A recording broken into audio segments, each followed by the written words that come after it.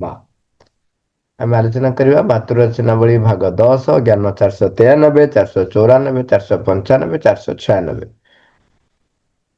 493 ଲେଖୁଛନ୍ତି ତୁମେ ଯୁଗପତ୍ ଭାବରେ ପରମେଶ୍ୱରଙ୍କୁ ଶରୀରାତୀତ ପରମ ଅନନ୍ତ ରୂପେ ଦେଖିପାରିବ ଏବଂ ତଥାପି ଜଣେ ପୁରୁଷ ତାହାର ସ୍ତ୍ରୀକୁ ଭଲ ପାଉଥିବା ପରି ତାହାକୁ ଦେଖିପାରିବ କି? ତେବେ ଯାଇ ପରମ ଅନନ୍ତଙ୍କର ସର୍ବୋଚ୍ଚ ସତ୍ୟଟି ତୁମ ଆଗରେ ଉଦ୍ଘାଟିତ ହୋଇଯାଇପାରିବ। ତୁମେ ଯୁଗପତ୍ ଭାବରେ ଗୋଟେ ଗୋଟିଏ ପ୍ରଚ୍ଛନ୍ନ ଆଲିଙ୍ଗନ ସମର୍ଥ ଶରୀର ମଧ୍ୟରେ ତାଙ୍କୁ ବସ୍ତ୍ର ପରିହିତ କରି ରଖିପାରିବ ଏବଂ ତଥାପି ଏହି ସବୁଯାକ ଦୃଶ୍ୟମାନ ତଥା ଇନ୍ଦ୍ରିୟ ବୋଧ୍ୟ ଶରୀର ମଧ୍ୟରେ ତାଙ୍କୁ ଆସୀନ ହୋଇ ରହିଥିବାର ପ୍ରତ୍ୟକ୍ଷ କରିପାରିବ କି? ତେବେ ଯାଇ ତୁମେ ତାହାର ପ୍ରଶସ୍ତତମ ଏବଂ ଗଭୀରତମ ସତ୍ୟର ଅଧିକାରୀ ହୋଇପାରିବ। ତାର ଇଂରାଜୀଟା ଟିକେ ଭଲ ବୁଝି ହବ। ଇଂରାଜୀ ଲେଖୁଛନ୍ତି canst thou see God at the bodiless infinite and yet love him as a man loves his mistress। ମାନେ ମଣିଷ ଆମେ ଜାଣୁଛୁ ଯେ ଭଗବାନ ହଉଛନ୍ତି ସୀମାତୀତ, ଶରୀର ତାଙ୍କର ନାହିଁ, ନିରାକାର, ପରମ ଅନନ୍ତ, କିନ୍ତୁ ଜଣେ ପୁରୁଷ ତାର ସ୍ତ୍ରୀକୁ ଯେପରି ଭଲ ପାଇପାରେ ସେହିଭଳି ଭାବରେ ମାନେ ସେଇଭଳି ଭାବରେ ମାନେ ସେଇଆ ମାନେ ଯୋଉ ସେମ୍ ବୋଲି କୁହାହଉନି, ଏଠି କୁହାହଉଛି ଆମେ ଯେତେବେଳେ ଯାହାକୁ ଭଲ ପାଉଛୁ ଗୋଟେ କଂକ୍ରିଟଲି ଭଲ ପାଉଛୁ ଏବଂ ଯେତେବେଳେ ଯାଉଛୁ ଭାବୁଛୁ ଏଠି କଣ ହେଲେ ତାଙ୍କ ପାଇଁ କଣଟେ ଆଣିବି, ସିଏ କଣ କହୁଛନ୍ତି ତାଙ୍କ କଥା ରଖିବା, ତାଙ୍କ କଥା ମନେ ପକେଇବା ଇତ୍ୟାଦି ଇତ୍ୟାଦି ଯୋଉ ଗୁଡାକ ଯେମିତି ଆମେ ଗୋଟେ ସ୍ଥୂଳ ଭାବରେ ଯୋଉ ବ୍ୟକ୍ତିଟିଏ ମୋ ପାଖରେ ଥାଏ ଯେମିତି ତାକୁ ମୁଁ ଭଲ ପାଏ ସେଇଭଳି ଭାବରେ ମାନେ କଂକ୍ରିଟଲି ସେଇଭଳି ଭାବରେ ଏଠି ହଉଛି କଂକ୍ରିଟଲି ସେଇ ଶରୀରାତୀତ ପରମ ଅନନ୍ତକୁ ମୁଁ ଭଲ ପାଇପାରିବି କି? ହୁଁ ମାନେ ସେଇଭଳି ଭାବରେ ତାମାନେ ବର୍ତ୍ତମାନ ଚିନ୍ତା କରନ୍ତୁ ଆମ ଜଣେ ଯେତେବେଳେ ଗୋଟେ ବ୍ୟକ୍ତି ବାହାରକୁ ଯାଉଛି ସିଏ ନିଶ୍ଚୟ ଭାବରେ ତା ଭିତରେ ଗୋଟେ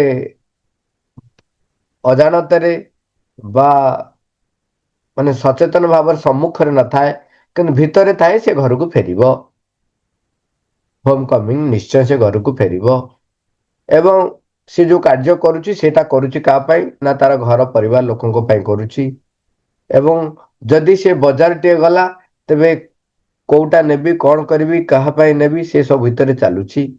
ସେମିତି ଯେତେବେଳେ ଇନଫାନାଇଟ ଯିଏ କି ଆମେ ଜାଣୁଛୁ ପରମଙ୍କର ସେ ନିରାକାର ବ୍ରହ୍ମ ତାଙ୍କର ଶରୀର ନାହିଁ ପରମ ଅନନ୍ତ ରୂପେ ସେ ବିଦ୍ୟମାନ ତାଙ୍କୁ ବଡିଲି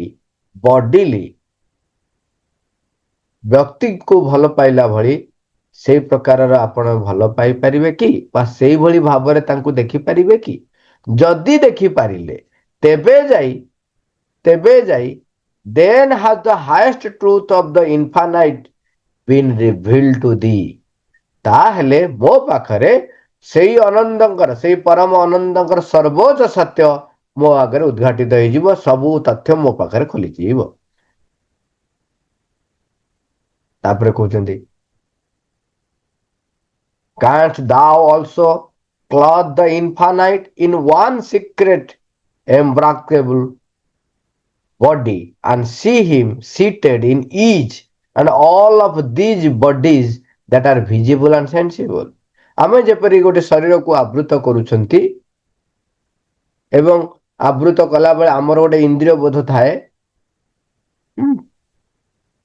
ଏବଂ ସେଇ ଯୋଉ ଦୃଶ୍ୟମାନ ଇନ୍ଦ୍ରିୟ ବୋଧ ସେ ଶରୀର ଭିତରେ ଆମେ ପ୍ରତ୍ୟକ୍ଷ କରୁଛୁ ନାଇଁ କି?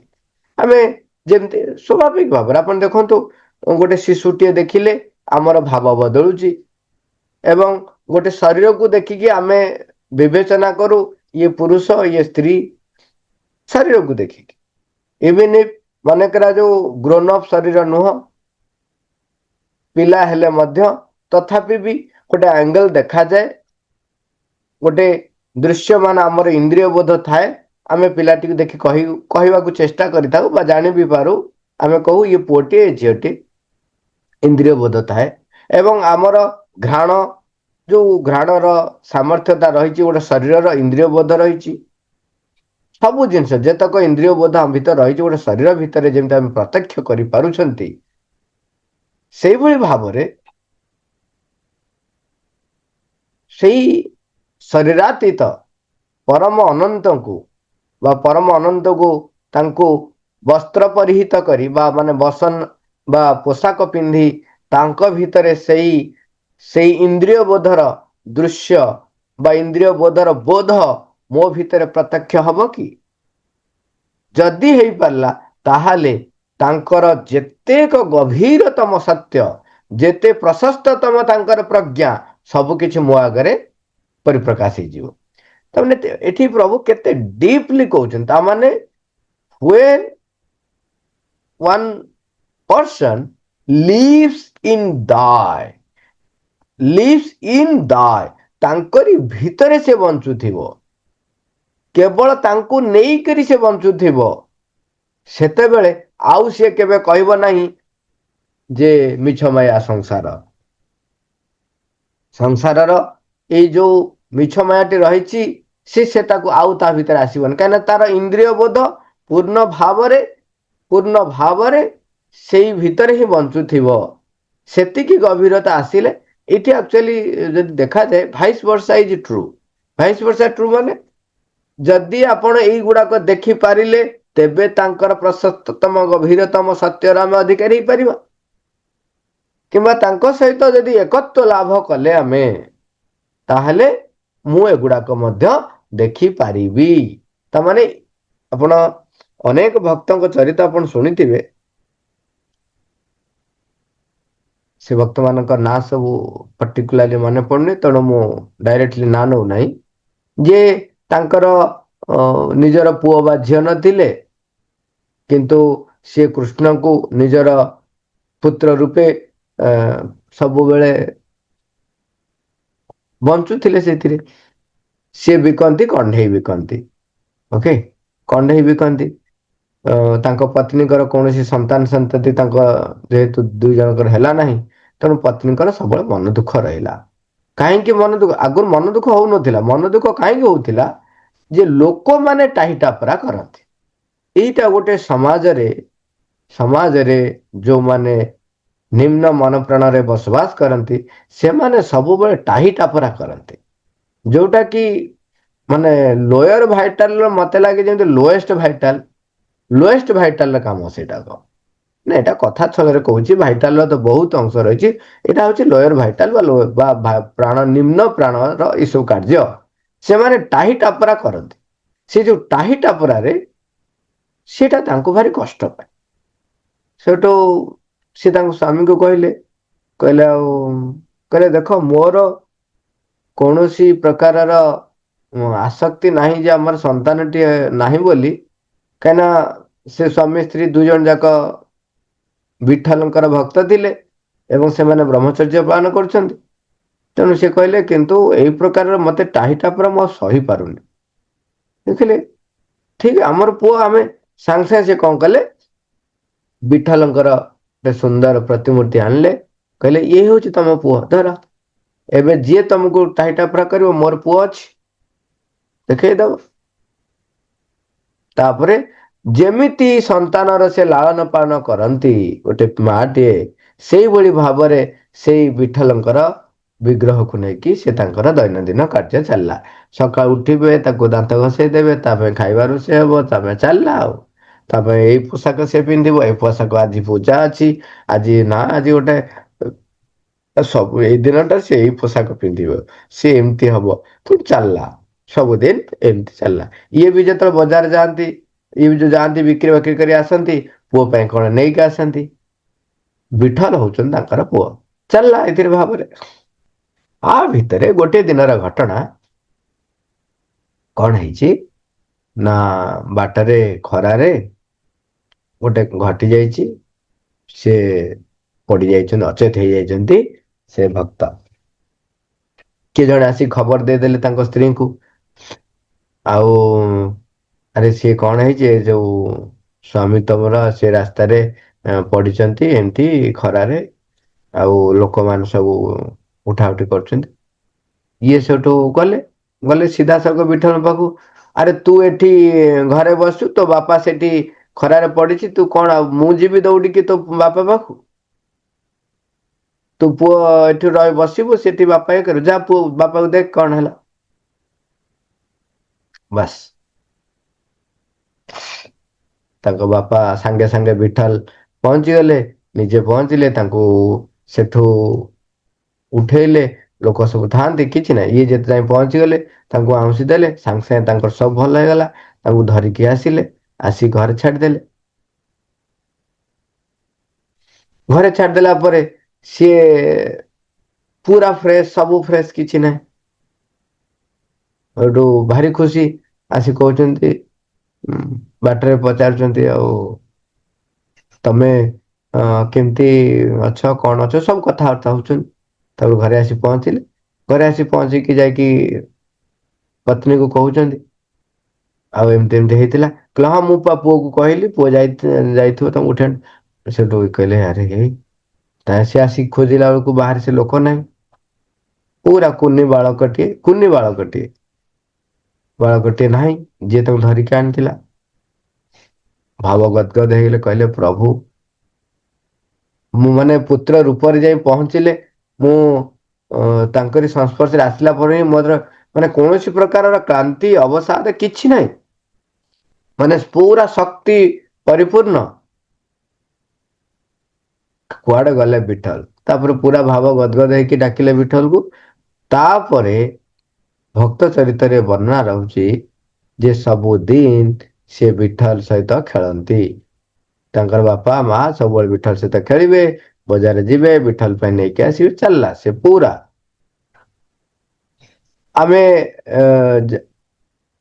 ଶ୍ରୀ ଶ୍ରୀ ଠାକୁର ଶ୍ରୀ ଶ୍ରୀ ରାମକୃଷ୍ଣ ପରମହଂସଙ୍କ କଥା ଜାଣିଛନ୍ତି।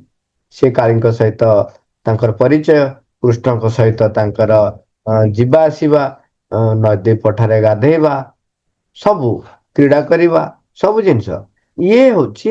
ସେଥିପାଇଁ ସେ କହୁଛନ୍ତି ଜଣେ ନିଜର ସ୍ଥୂଳ ଦେହରେ ଥିବା ବ୍ୟକ୍ତି ପ୍ରତି ଆମର ଯୋଉ ପ୍ରକାରର ଇନ୍ଦ୍ରିୟ ବୋଧ ଥାଏ, ଯୋଉ ପ୍ରକାରର ଯୋଉ ଭଲ ପାଇବାଟାକୁ ଆମେ ପ୍ରତ୍ୟକ୍ଷ କରନ୍ତି, ସେଇ ପ୍ରକାରର ଭଲ ପାଇବାକୁ ସେଇ ଶରୀରାତୀତ ପରମ ଅନନ୍ତଙ୍କ ଭିତରେ ଯଦି ଆମେ ପ୍ରତ୍ୟକ୍ଷ କରିପାରିବା, କିମ୍ବା ତାଙ୍କ ଭିତରେ ତାଙ୍କୁ ବସ୍ତ୍ର ପରିହିତ କରି ଦୃଶ୍ୟମାନ ତଥା ଇନ୍ଦ୍ରିୟ ବୋଧ ଶରୀରର ଯୋଉ ପ୍ରତ୍ୟକ୍ଷ ମୁଁ ଯଦି ତାଙ୍କ ଭିତରେ ପ୍ରାପ୍ତ କରିପାରିଲି, ତେବେ ତୁମେ ପ୍ରଶସ୍ତତମ ଏବଂ ଗଭୀରତମ ସତ୍ୟର ଅଧିକାରୀ ହେବ। ଏବଂ ଯୋଉ ଅନନ୍ତ ସର୍ବୋଚ୍ଚ ସତ୍ୟ, ଯୋଉ ସର୍ବୋଚ୍ଚ ପ୍ରଜ୍ଞା ତୁମ ପାଖରେ ପୂର୍ଣ୍ଣ ଭାବରେ ଉନ୍ମୁକ୍ତ ହେଇଯିବ। ଜ୍ଞାନ 494 କହୁଛନ୍ତି ଦିବ୍ୟ ପରମ ପ୍ରେମର ଯୁଗପତ ଭାବରେ ଏକ ଦ୍ୱିବିଧ ଲୀଳା ରହିଛି। ଗୋଟିଏ ପାଖରେ ତାହା ହେଉଛି ଏକ ବିଶ୍ଵତୋମୁଖ ଗତିସ୍ପନ୍ଦନ, ତାହା ନିମ୍ନସ୍ଥ ମହାସାଗର ପରି ଗଭୀର, ନିଶ୍ଚଳ ଏବଂ ଅତଳ, ଯାହାକି ସତେଅବା ଏକ ସମତଳ ଭୂମି ଉପରେ ଏକ ସମାନ ତାପ ସହିତ ତା ମଧ୍ୟରେ ରହିଥିବା ପ୍ରତ୍ୟେକ ପଦାର୍ଥ ଏବଂ ସମଗ୍ର ଜଗତକୁ ନେଇ ଚିନ୍ତାମଗ୍ନ ହୋଇ ରହିଛି। ଏବଂ ଅନ୍ୟ ପକ୍ଷରେ ତାହା ହେଉଛି ଏକ ବ୍ୟକ୍ତି ଭାବାପନ୍ନ ଗତିସ୍ପନ୍ଦନ, ସେହି ମହାସାଗରର ନୃତ୍ୟରତ ଉପରି ଭାଗଟି ପରି ଅବିକଳ ଶକ୍ତିମାନ, ସଘନ ଏବଂ ଉଲ୍ଲାସମୟ, ଯାହାର ତରଙ୍ଗ ଗୁଡିକ ନିଜର ଉଚ୍ଚତାରେ ଏବଂ ଶକ୍ତିରେ କେତେ ପ୍ରକାର ବିଭିନ୍ନ ଭାବରେ ଲାଗିଛନ୍ତି, ଯାହାକି ଆପଣାର ନିମଗ୍ନକାରୀ ଜଳରାଶିର ଫେନ ସ୍ରୋତୋଚ୍ଛ୍ୱାସ ଏବଂ ଆଲିଙ୍ଗନ ଚୁମ୍ବନ ଦ୍ଵାରା ଯେଉଁ ସବୁ ବସ୍ତୁ ଉପରେ ଯାଇ ପ୍ରପତିତ ହେବ, ତାହାକୁ ବାଛି ନେବାରେ ଲାଗିଛି। ଓଡିଆ ଟା ମତେ ଲାଗୁଛି ଯେମିତି ଅଧିକ ଟିକେ ଗଭୀର ଉଚ୍ଚାଙ୍ଗ ଶବ୍ଦ ରହିଛି, ତେଣୁ ଟିକେ ଅ ମୁଁ ବି ଏକାଧାରରେ ପଢିଦେଲି, ତେଣୁ ଶୁଣି ହେଇ ନଥିବ ବା ବୁଝି ହେଇ ନଥିବ, ଇଂଲିଶ ଟା ଟିକେ ପଢିଦବା।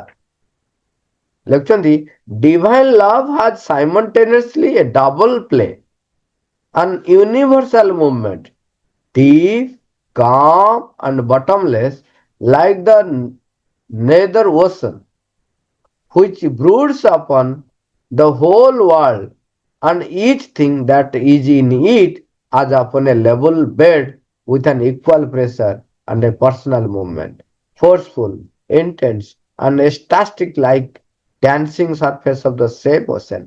ଦୁଇଟା ଯାକ ତାଙ୍କର ପରିପ୍ରକାଶ। ସାକାର ବ୍ରହ୍ମ, ନିରାକାର ବ୍ରହ୍ମ ପୂର୍ଣ୍ଣ ଭାବରେ ପରିପ୍ରକାଶ ହେଇଛନ୍ତି ବାହାରେ, ପୁରା ନିର୍ଲିପ୍ତ ରହିଛନ୍ତି। ଯେପରି ସମୁଦ୍ରର ଅତଳ ଗହ୍ୱର ମଧ୍ୟରେ ପୁରା ଶାନ୍ତ ସ୍ଥିର ଗମ୍ଭୀର ଗଭୀରତମ ମହାସାଗର ବିଶାଳ ପ୍ରଶସ୍ତ, ସେଭଳି ଭାବରେ ବାହାରକୁ କୂଳରେ ତରଙ୍ଗାୟିତ ହେଇକିରି ସେ ଢେଉ ଭଳିଆ ବାଡେଇ ହଉଛନ୍ତି ଏବଂ ଗୋଟେ ପଟେ ମାଡି ଯାଉଛନ୍ତି, ପୁଣି ଫେରି ଆସୁଛନ୍ତି।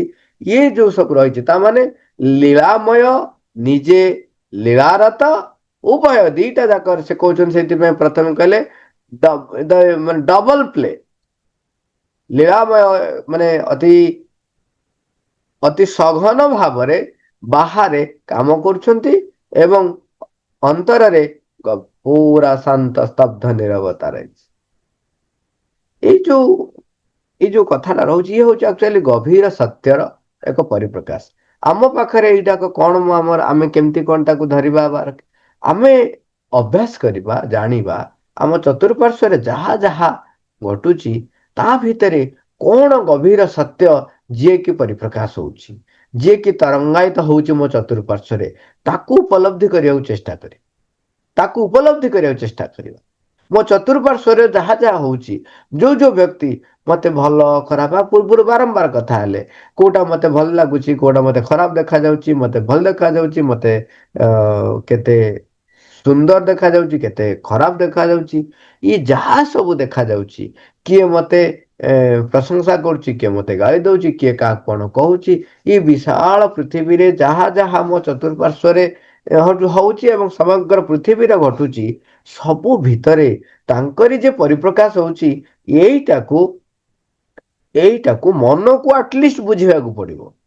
ମନ ଯୋଉ ସଂକୀର୍ଣ୍ଣ ଭିତରେ ରହି ତାର ନିଜସ୍ୱ ଚିନ୍ତାଧାରାକୁ ନେଇକରି ସର୍ବସ୍ୱ ବୋଲି ମନେ କରୁଛି, ତା ନିଜସ୍ୱ ଚିନ୍ତାଧାରା ବାଦେ, ନିଜସ୍ୱ ଦୃଷ୍ଟିକୋଣ ବାଦେ, ନିଜସ୍ୱ ଅନୁଭୂତି, ନିଜସ୍ୱ ଉପଲବ୍ଧି ବାଦେ ଆଉ ସଂସାରରେ କିଛି ତିଷ୍ଠି ନାହିଁ, ଯେତେ ଧରି ନଉଛି, ସେଇଟା ଯେ ସେ କେଡେ ଭ୍ରମାତ୍ମକ ଦିଗରେ ଯାଉଛି, ସେଇଗୋଟିକୁ ଆମକୁ ସଚେତନ ହେବାକୁ ପଡିବ।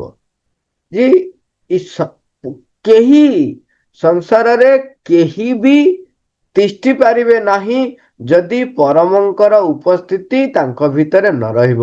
ଯୋଉ ମୁହୂର୍ତ୍ତରେ ପରମେଶ୍ୱର ମା ଦିବ୍ୟ ଜନନୀ ଆଦିଶକ୍ତି ଯେତେବେଳେ ଜାଣିବେ ଯେ ଏଇ ବସ୍ତୁ ବା ଏଇ ବ୍ୟକ୍ତିର କୌଣସି ଆବଶ୍ୟକତା ନାହିଁ, ତେବେ ତାକୁ ସେ ୱିଡ୍ର କରିନେବେ। ସେ ଆଉ ସ୍ଥିତିରେ ରହିବନି। ଏମିତି ଥଟ୍ଟାରେ ବା ବୋଧ ଆଇ ଡୋଣ୍ଟ ନୋ, ମୁଁ ପଢି ନାହିଁ, ଯଦି କୋଉଠି ଥିବ କହନ୍ତି, ବୋଧ ଯଦି ମୁଁ ଶ୍ରୀରାମଚରିତ ମାନସରେ ତୁଳସୀ ରାମାୟଣରେ ସୁନ୍ଦରକାଣ୍ଡରେ ବର୍ଣ୍ଣନା ଥାଇପାରେ, କିନ୍ତୁ ବ୍ୟାଖ୍ୟାକାର ମାନେ ଯାହା ବର୍ଣ୍ଣନା କରିଛନ୍ତି, ମୁଁ କେତେଟା ଜାଗାରେ ଶୁଣିଛି ଯେ ରାବଣଙ୍କର ଗୋଟେ ଦଳ ସୈନ୍ୟ ଥିଲେ, ସେ ତାଙ୍କୁ ବ୍ୟବହାର କରୁଥିଲା ଯୋଉ କଣ ନା, ସେମାନେ କେବେ ମରିବେନି, ଅସୁର ମାନେ ସବୁ ତ ଥିଲେ, ତା ବାଦେ ସେ ତ ସବୁ ସ୍ତରର ସତ୍ତା ମାନଙ୍କୁ ଆଣିକି ତା ଯୁଦ୍ଧରେ ବ୍ୟବହାର କରିଛି। ଦେବତା ମାନଙ୍କୁ ତ ବନ୍ଦୀ କରି ରଖିଥିଲେ। ସେ ଯୋଉ ସତ୍ତା ମାନେ, ଯୋଉମାନେ ଚିରଞ୍ଜୀବୀ ସୈନ୍ୟବାହିନୀ ଗୋଟେ କେତେ ଜଣ ଥିଲେ, ସେମାନଙ୍କୁ ମଝିରେ ପଠେଇଲା ଯୁଦ୍ଧ କରିବାକୁ। ହନୁମାନ ଦେଖୁଛନ୍ତି ସେ ତ ମରିବେ ନାହିଁ, କଣ କରିବେ? ହନୁମାନ ତାଙ୍କୁ କଣ କଲେ, ଲାଞ୍ଜଟାକୁ ଏଡେ ବିଶାଳ କରିଦେଲେ, ତାଙ୍କୁ ସବୁ ଗୁଡେଇ ଦେଲେ। ଲାଞ୍ଜରେ ଗୁଡେଇକିରି ଏତେ ଜୋରରେ ଛାଟିକି ଫୋପାଡି ଦେଲେ ଯେ ସିଏ ପୃଥିବୀ ବାହାରକୁ ପଳେଇଲେ, ପୁରା ମହାକାଶକୁ ଯାଇକିରି ସେ ମହାକାଶରେ ଘୁରୁଛନ୍ତି ଆଉ କାହିଁକି ନା ପୃଥିବୀର ଯୋଉ ଆକର୍ଷଣ ଶକ୍ତି ବା ମାଧ୍ୟାକର୍ଷଣ ଶକ୍ତି ଯେତିକି ବାଟ ରହିଛି,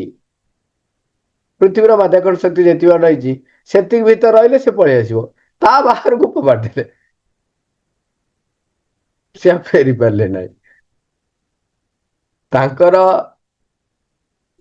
କଣ ହେବେନି, ଠିକ ମରିବନି ତ, କିନ୍ତୁ ଯେତେବେଳେ ପ୍ରଭୁଙ୍କୁ ତମେ ବିରୋଧ କଲ, ବିଦ୍ରୋହ କଲ, ପ୍ରଭୁଙ୍କ ବିରୁଦ୍ଧରେ ଠିଆ ହେଲ, ମୃତ୍ୟୁ ଲଭିବନି ସିନା, ଏଇ ମୃତ୍ୟୁ ପୁରୀରେ ତୁମେ ସିନା ପୃଥିବୀରେ ପୃଷ୍ଠ ସିନା ମୃତ୍ୟୁ ହବ ନାହିଁ, ପଠେଇଦେଲେ ଅନ୍ୟ ଜଗତକୁ। ତେଣୁ ଏଇଟା ଗୋଟେ କଥା ଛଳରେ ଆମେ କଥା ହେଉଛନ୍ତି, ଯୋଉଠି ପରମ ଆବଶ୍ୟକତା ମନେ କରିବେ ନାହିଁ ଯୋଉ ସତ୍ତାର, ତାର ସ୍ଥିତି ହିଁ ରହିବ ନାହିଁ। ତେଣୁ ସମଗ୍ର ସଂସାରରେ ଯେତେ ପ୍ରକାର ଆମେ ଦେଖୁଛେ, ସମସ୍ତଙ୍କ ସହିତ ସେଇ ଭାବରେ ମା ସମସ୍ତଙ୍କ ଭିତରେ ବିଦ୍ୟମାନ ରହିଛନ୍ତି। ସେଇ ଅନୁଭବରେ, ପ୍ରତ୍ୟକ୍ଷ ଅନୁଭବରେ ମତେ ଜୀବନ ନିର୍ବାହ କରିବି। ତେବେ ସେଥିରେ ନା ଘୃଣା, ନା ନା ଘୃଣା ଥିବ, ନା ପ୍ରେମ ଥିବ, କେବଳ ଦିବ୍ୟ ପ୍ରେମ ଥିବ। ବାହାରର ପ୍ରେମ ନଥିବ, ବାହାରର ଘୃଣା ନଥିବ, ଦ୍ୱନ୍ଦ୍ୱ ନଥିବ, ସନ୍ଦେହ ନଥିବ, ଆଶଙ୍କା ନଥିବ, ଅବିଶ୍ୱାସ ନଥିବ, କେବଳ ଦିବ୍ୟତା ଥିବ। ଏଠି ଆଉ ଥରେ ସଚେତନ କରେଇ ଦଉଛି, ପୂର୍ବ ଜ୍ଞାନ କାରିକାରେ ଆମେ ପଢିଛନ୍ତି, ଶ୍ରୀଅରବିନ୍ଦ ଲେଖିଲେ ସବୁ ଗୁଡାକ କାହାକୁ ନିନ୍ଦା କରିବ ଅର୍ଥ ନୁହଁ, ସମସ୍ତଙ୍କୁ କୋଳେଇ ନବ, ନିରୀକ୍ଷଣ କରିବ, ଯୋଉ ଯୋଉ ଗତି ସ୍ପନ୍ଦନ ତୁମକୁ ପରମଙ୍କ ଦିଗରେ ନବ, ତମେ ସେଇମାନଙ୍କ ସହିତ ସଂସ୍ପର୍ଶ ରଖିବ, ସମ୍ପର୍କ ରଖିବ। ଯେ ପର୍ଯ୍ୟନ୍ତ ସେଇ ଚେତନାରେ ପହଞ୍ଚି ନାହ, ସେ ପର୍ଯ୍ୟନ୍ତ ତମର କୋଳେଇବା ପାଇଁ ତମେ ଉପଯୁକ୍ତ ହେଇନାହ। ଘୃଣା କରିବ ନାହିଁ, ନିନ୍ଦା କରିବ ନାହିଁ, କିନ୍ତୁ କୋଳେଇ ନବ ନାହିଁ। ପାପୋଛ ତାର ସ୍ଥାନ ଦୁଆର ମୁହଁରେ ପଡିବ, ସେଥିରେ ଆମର ପାଦ ପୋଛା ହବ। ତା ଭିତରେ ଭଗବାନ ଅଛନ୍ତି, ମା ଅଛନ୍ତି। ତା ଅର୍ଥ ନୁହଁ ଯେ ମୁଁ ମୁଣ୍ଡେଇକି ବୁଲିବି ତାକୁ, ଭୁଲ କରି ବସିବି। ମୁକୁଟଟିଏ, ତାର ସ୍ଥାନ ହଉଛି ମୁଣ୍ଡରେ ଶୋଭା ପାଇବ।